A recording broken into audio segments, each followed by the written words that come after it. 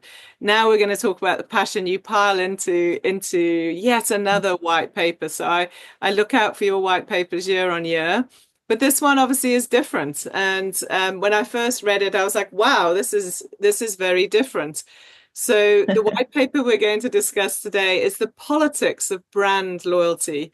And really, rather than just looking at loyalty programs, it's looking at the impact of ideology and the value system on brand loyalty. So I think the best way for us to kick off this discussion, because the white paper obviously is definitely worth everyone downloading. That's first and foremost, and we'll make sure that's all the details are in the show notes for that.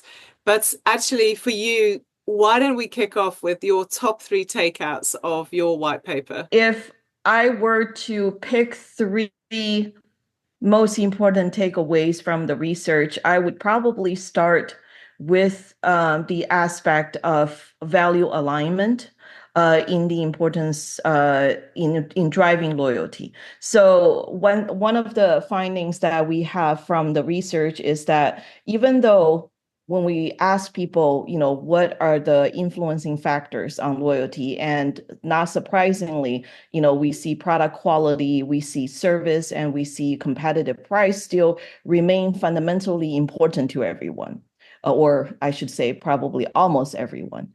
But we are also seeing for different aspects of loyalty, other factors really coming into play as well. And so one perspective is really when it comes to emotional loyalty, value alignment becomes much more crucial compared with just a typical transactional or purchase loyalty. In fact, when we look at the percentage of consumers rate value alignment as important, there's actually a higher percentage of consumers doing that compared with considering price to be important to emotional loyalty.